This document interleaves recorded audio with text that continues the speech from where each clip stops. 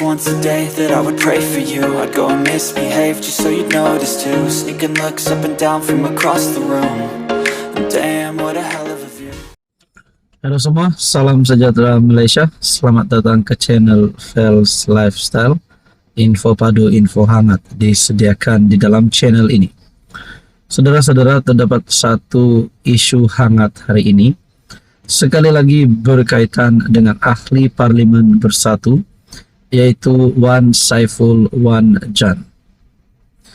Terdapat kenyataan yang menyebut kerajaan mahu gantung Wan Saiful Wan Jan disebabkan kenyataan beliau yang menganggap Perdana Menteri Anwar Ibrahim adalah PM yang korup.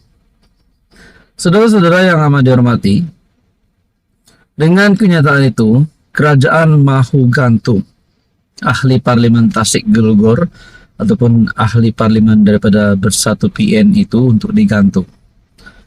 Dalam perkongsian daripada Malaysia Kini, kerajaan mahu gantung Wan Saiful 6 bulan kerana gelar Anwar korup.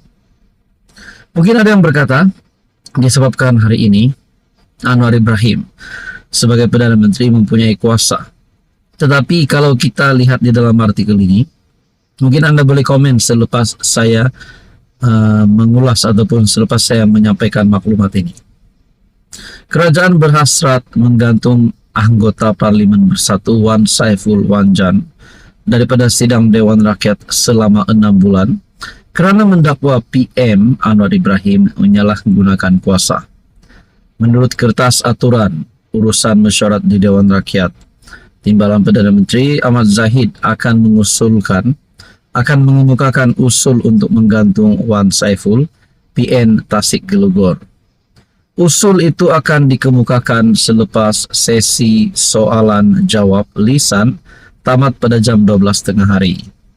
Wan Saiful membuat kenyataan tersebut Rabu lalu ketika membahaskan titah Seri Paduka Baginda yang di Pertuan Agong di Parlimen. Berdasarkan Hansard Parlimen, Wan Saiful mengulas titah Sultan Ibrahim Sultan Iskandar untuk membanteras rasuah sebelum Baginda dilantik sebagai Agong pada Disember lalu. Di dalam artikel ini berkongsi, menurut Wan Saiful Wan Jan, korup itu maksudnya menyalahgunakan kuasa.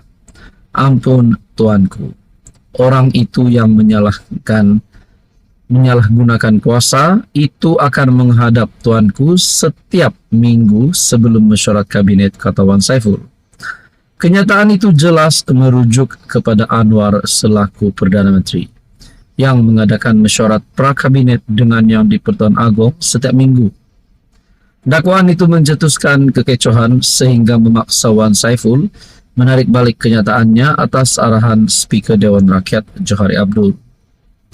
Wan Saiful berkata dia kesal dengan arahan Speaker tetapi tetap mematuhinya.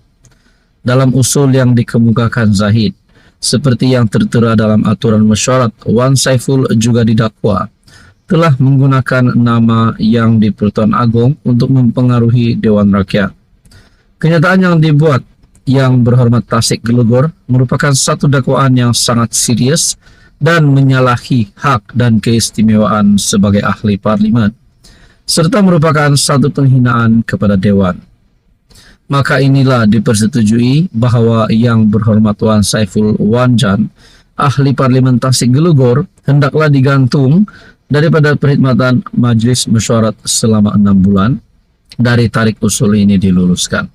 Nah, saudara-saudara, ini pasti satu kejutan buruk untuk Bersatu dan Perikatan Nasional. Apa komen Anda? Sekian saja, teruskan bersama di dalam channel ini untuk info yang seterusnya. Mohon bantu channel ini menekan butang like, share dan juga subscribe. Halo semua, salam sejahtera Malaysia. Selamat datang ke channel Fels Lifestyle. Info padu, info hangat disediakan di dalam channel ini.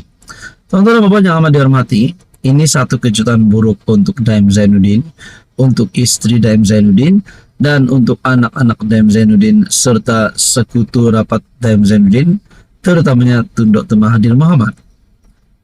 Disahkan bahawa Daim dan keluarga gagal untuk mencabar siasatan SPRM seperti yang dikongsikan daripada Sinar Harian. Permohonan bekas Menteri Keuangan Tun Dr. Daim Zainuddin dan keluarganya untuk mencabar siasatan SPRM terhadap mereka ditolak oleh Mahkamah Tinggi pada Isnin. Ini pasti satu lagi keputusan ataupun kejutan daripada mahkamah untuk Daim Zainuddin dan kroni dan ahli keluarganya. Perkongsian daripada artikel Sinar Harian. Hakim Datuk Wan Ahmad Farid Wan Saleh memutuskan demikian selepas menolak permohonan Daim 86 tahun dan keluarganya selaku pemohon. Permohonan terbabit difailkan Daim melalui firma guaman Tetuan Tommy Thomas di Mahkamah Tinggi pada 10 Januari. Dalam kes ini, Tommy mewakili Daim, istrinya dan 4 anaknya. Nah, tuan-tuan dan puan, dalam perkongsian ini juga akhirnya apa pendedahan terkini daripada istri Daim Zainuddin. Dikongsikan pula daripada artikel Malaysia Kini, istri Daim cabar kesahihan undang-undang kes dedah aset. Isteri kepada Daim Zainuddin, bekas Menteri Keuangan, cuba mencabar kesahihan peruntukan undang-undang yang digunakan untuk menuduhnya berhubung pendedahan aset. Pasukan Peguam Naimah Abdul Khalid dari Raj and Such memfailkan permohonan kepada Mahkamah Session Kuala Lumpur merujuk kepada Mahkamah Tinggi. Isu sama ada Seksyen 36 dalam kurungan 2 Akta SPRM 2009 melanggar hak asasinya.